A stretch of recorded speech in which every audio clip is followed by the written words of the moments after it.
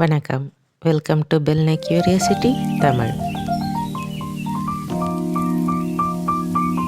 மகாபாரத யுத்தம் ஆரம்பிக்கும் முன் ஸ்ரீகிருஷ்ணர் அர்ஜுனனிடம் நமக்கு இப்பொழுது வானரத்தின் உதவி மிகவும் அவசியம் என்று கூறினார். அர்ஜுனனோ, நான் ஒரு மனிதன், எனக்கு எதற்கு வானரத்தின் உதவி அவசியம் என்றார். அதற்கு கிருஷ்ணர், திரேதா யுகத்தில் ஸ்ரீராமருக்கே அந்த வானரத்தின் உதவி தேவைப்பட்டது. எனவே வானரத்தை அழைத்து வா என்றார். அர்ஜுனனோ, நான் வானரத்தை அழைக்க தனியே போக மாட்டேன், நீங்களும் வாருங்கள் என கூற கிருஷ்ணர் மற்றும் அர்ஜுனன் இருவரும் சென்றனர். கிருஷ்ணர் ஹனுமனிடம், யுத்தத்தில் வெற்றி பெறுவதற்கு உன்னுடைய உதவி மிகவும் அவசியம் என்றார். நீ அர்ஜுனனின் ரதத்தின் மேல் கொடி ரூபத்திலிருந்து உதவி செய்ய வேண்டும் என்று கூறினார்.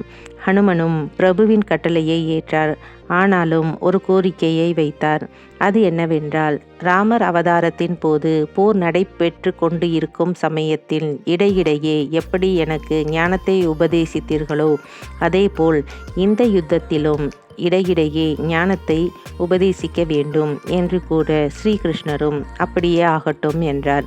யுத்தத்தின் 18 நாட்களும் ஹனுமன் கொடி ரூபத்தில் அர்ஜுனனின் ரதத்தின் மேலிருந்து அர்ஜுனன் மற்றும் அவனுடைய ரதத்தையும் பாதுகாத்தார். யுத்தம் நிறைவேறியதும் கிருஷ்ணர் அர்ஜுனனை ரதத்திலிருந்து கீழே இறங்க சொன்னார். தானும் இறங்கி தூரத்தில் சென்று நின்றனர். பின் ஹனுமனை இறங்கச் சொன்னார். ஹனுமன் ரதத்தில் இருந்து இறங்கிய அடுத்த நொடி ரதம் வெடித்து சிதறியது. இவ்வாறாக அனுமன் மகாபாரத யுத்தத்தில் பங்கேற்று தர்மத்தின் வெற்றிக்கு வழிவகுத்தார்.